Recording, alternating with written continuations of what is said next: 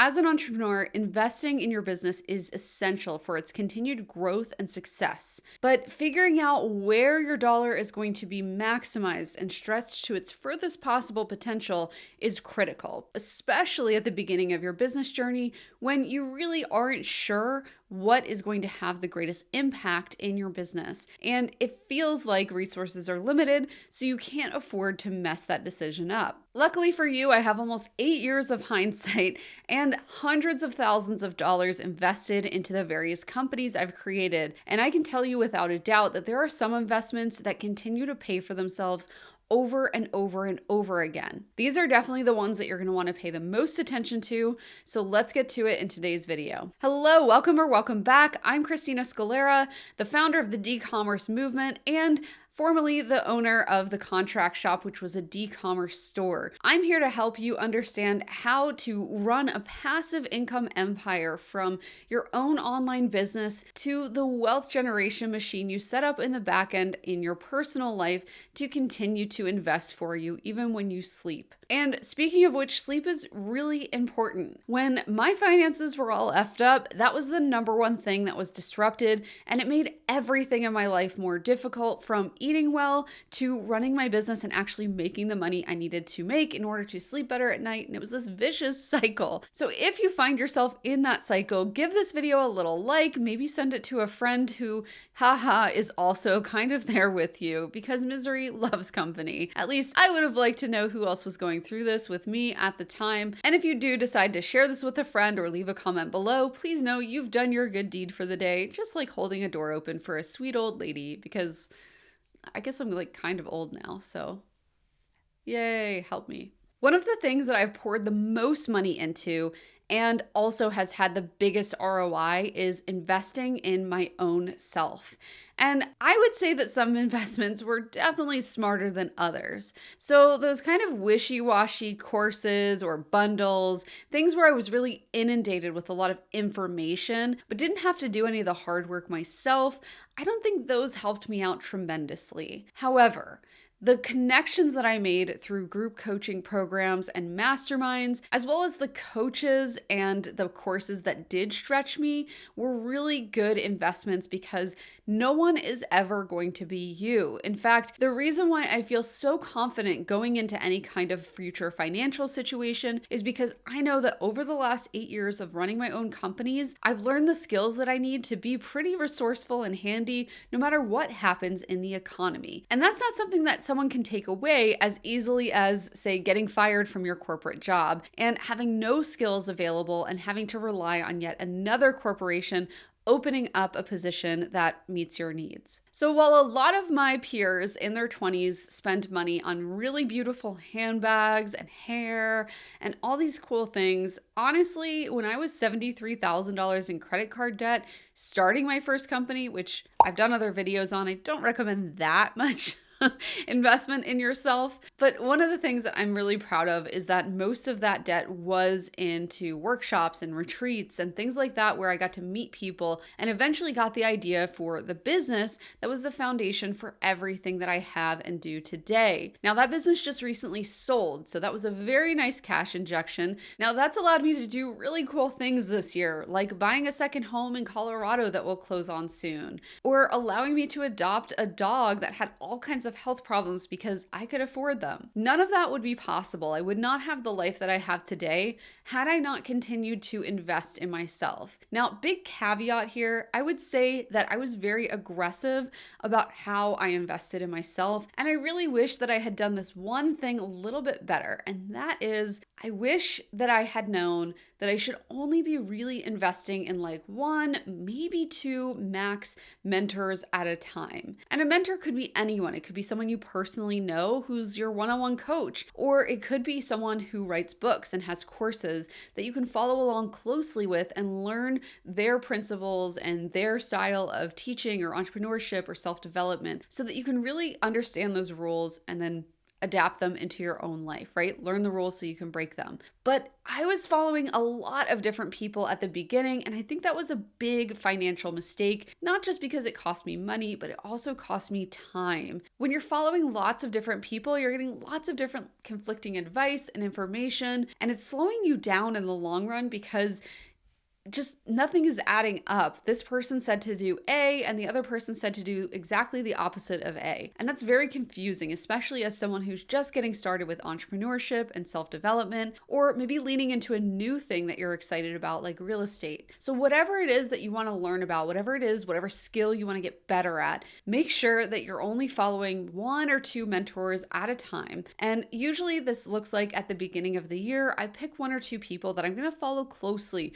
for at least the next 6 months, and then I'll reevaluate. Do I want to follow someone else, or do I want to keep these two as my mentors for the year? Again, whether they know it or not, some of these people are just authors that I listen to every audiobook they have, and they have no idea I exist. So that is totally fine. Speaking of which, books are a fantastic way to cut down on your course expenses. I will say that most people that have books cover the exact same thing that they cover in their courses, albeit in an audio format through Audible, and that to me is gold. So basically, when you're learning these principles and concepts from people and they have online courses and books, you could pretty much always just buy the book and get the exact same thing. It might be a little bit longer, it might be even more in depth, because if they had to work with a publisher to get that book out there, you can bet it's going to be really high quality. So listen to people's books, and if they have a course on the same topic, I would go ahead and skip that, put that money towards something a little bit more effective for your business or maybe in your personal life, like a retirement account. The second thing I invested in that I do not regret at all is my team. My team is what allows me to work passively, to not have emergencies anymore. I was just talking to a client about this. It made me realize that I have not had an emergency in my business in years. Like, years have passed since I've woken up to a message that's like, uh-oh, SOS, this is totally broken, or a client who's upset and demanding to talk to me right away. Not only has my team helped to insulate me from things like that by getting proper procedures and processes in place so that things are just automated and running without the problem child, me. It also has allowed me to grow faster and further in my business, because while I've given up some of the meanness in my business, I've also given up some of the meanness in my business, which means that things are getting done faster.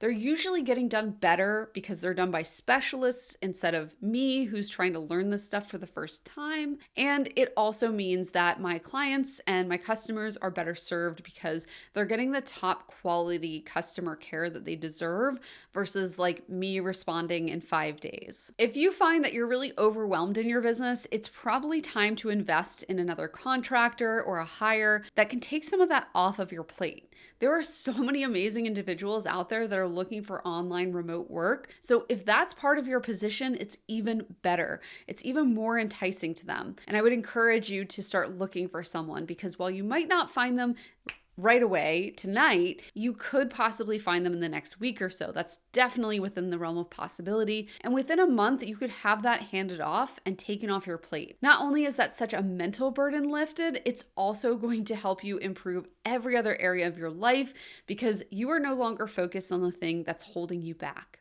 The third thing that I invested in well was technology. One thing I've never cheaped out on is our software and the technology and systems that we use inside of my business. I've never cheaped out and gone with the lowest cost option just because it was the cheapest. And I'm a little bit like humble brag proud of myself for that, but also very practically speaking, even if it is the dollar amount cheapest, it is not usually the cheapest in terms of cost of your time, of your team's time, etc. And you have to pay your team. They're not working for free. So while you might be saving $10 a month using one email provider over another, if it's more complicated to use the cheaper option, then your team is going to be spending far more of their time trying to get everything to work in this cheap ass software you're using versus if you had just invested in the good stuff to get started. Over over time, spending an extra $10, $20, $50 a month on the right software is actually going to save you money because you're going to have less customers that ask for refunds because something didn't fire the right way. You're going to have happier clients who appreciate the investment that you've made into the processes that help them to have a good client experience. And your team is going to stick around for much longer, which any kind of reduction in turnover in your team is going to save you money. Plus, you're going to spend less on their hourly fees as they spend less time trying to figure out whatever that cheaper software was. Number 4 is actually where most people tend to start investing in their business. And it's actually, in my experience, one of the last things you should invest in. So a lot of people spend time and money investing in the marketing of their products and services in order to build their business. But in my experience and looking back at the businesses I've built, a good product or service is going to speak for itself, and people will naturally recommend it because it's so novel or so interesting or so useful that they can't help but share it. It gives them credibility with their friends and their peers and their audience to share your service or your product out with them because they want to be seen as the cool kid who recommended you first. A lot of people think they need to spend money on Facebook ads or any other kind of marketing to get the word out that they exist, but trust me, if you have a unique value proposition that truly is unique, you really don't have to spend that much at first to acquire that first set of clients or customers. They are naturally going to want to flock to you because what you have to offer is so incredibly enticing for them. And then when you do add any kind of paid advertising or marketing to it, it's just going to add fuel to an already existing fire, not try to revive a fire from beyond the dead. So what I see a lot of people do is they have like a barely burning coal that like is not even hot enough that it would burn your hand. And they're trying to like pump that up and pour lighter fluid on it and do all this stuff to it to make it work. But what you want to do instead is just start with a small fire that you just continue to pour lighter fluid on and some sticks here and there. If you can start with an offering that is mildly to moderately successful, then it's much easier to grow and build that business through paid advertising. I like to joke that paid advertising is actually like drinking alcohol. So if you are drinking alcohol, you know something special happens. If you are going into that drinking experience per se with an already happy, enjoyable attitude, you are going to have a great night. I mean, until you don't, but whatever. That's what the girlfriends are there to hold your hair back for. However, if you start having a glass of wine or two and you're in a foul mood and you start drinking because you're just like, screw everyone, I hate everything, you know that alcohol is not magically going to make you feel better. In fact, you are probably just now going to be angry and drunk. So you've just added fuel to what was already existing in each of these scenarios.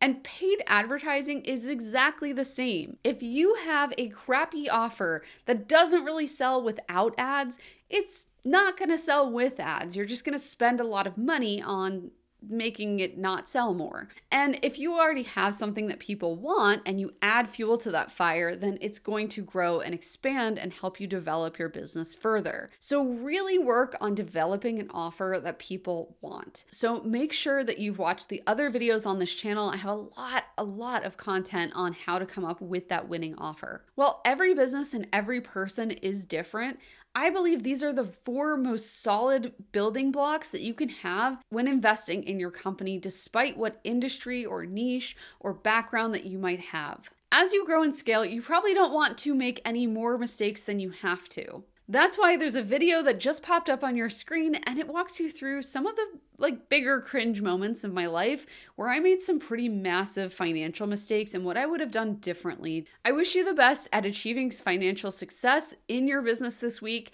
and I will see you next time. Bye, everyone.